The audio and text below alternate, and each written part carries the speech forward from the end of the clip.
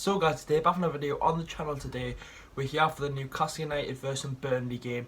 It's a must-win game, it's a massive game, and changes are needed for Newcastle United. First game in a month at St James's Park, so the vlogs will be finally back.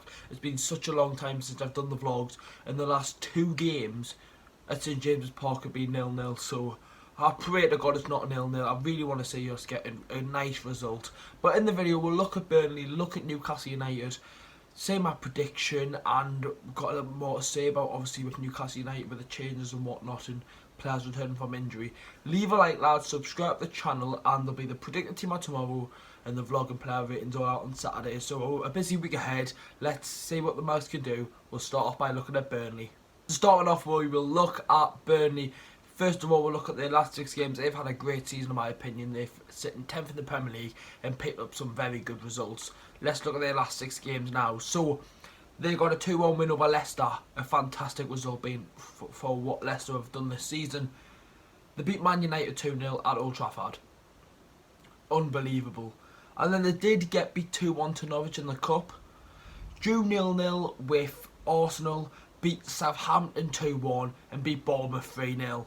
So out of their last 6, they've won 4, lost 1, which was in the Cup, and drew to Arsenal. That is unbelievable. And Sean Dyche is doing a fantastic job with Burnley. If you look at their team, they've got the lowest paid wages in the whole, the second lowest paid wages in the league. If you looked at it on paper, if you looked at their team, you would think where Norwich are. When you look at their team on paper, they haven't got that many great players, in my opinion. But I think they've got such a great gel all together, and that's what I think. That's what gets them the results. Vidra, got to talk about him. He came in against Southampton, scored a goal against them, and then started against Bournemouth and scored. He looks to be a decent player. It took him how long? 20 odd months to get a goal. And he's finally starting to kick off now. He got his first Burnley goal, and it's been his 2nd season with the club. It's like Muto with us, he's not getting the game time, and when he's came in, he's done it. So is that a call? Is that a little thing for Bruce about Joe Linton? I know it's because of injury with Ashley Barnes.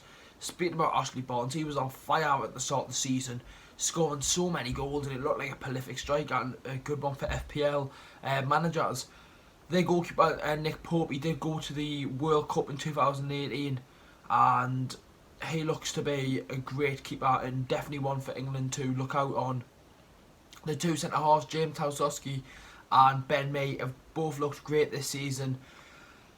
With VAR as well. VAR have done Burnley over a little bit, but they're doing really good. If we look at the league table, 10th in the Premier League, 11 wins this season, and they are near enough safe now. They need, if they beat us on Saturday, they have guaranteed survival. That is brilliant from Burnley. But yet again, every team goes through a nice run through the season, and who will end it? Let's talk about Newcastle United now. So Newcastle United haven't been great recently. In the last 2, we got beat Arsenal 4-0 and then Crystal Palace 1-0. For this game, changes are needed, and not just players. The system and the formation has to be changed. We cannot go into this game 5 at the back versus Burnley.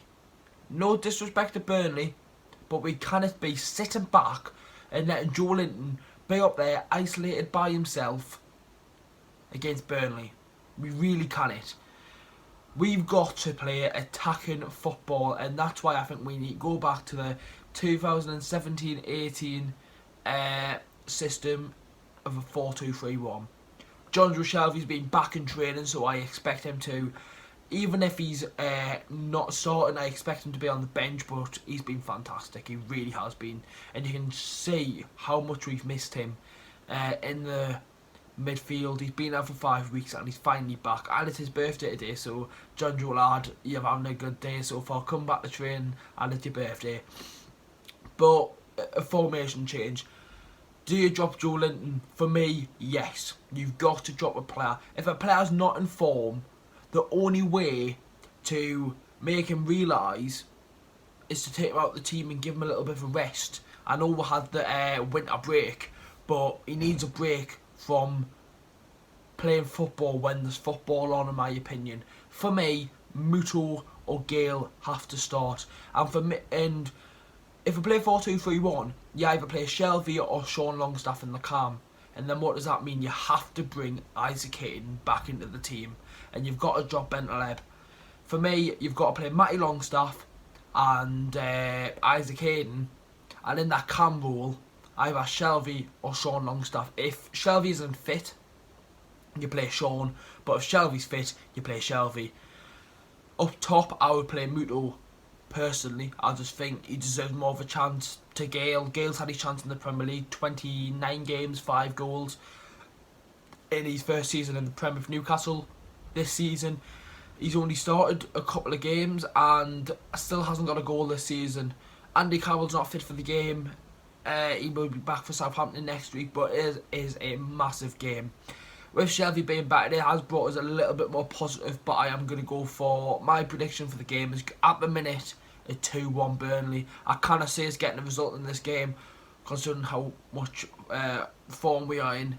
Not great, are we? And I think if we lose this game and lose to Southampton, for me, Bruce has got to have a lot of questions as to, and I think the fans will turn on him.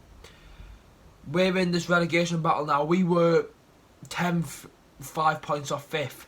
Now we're 6 points above the relegation zone.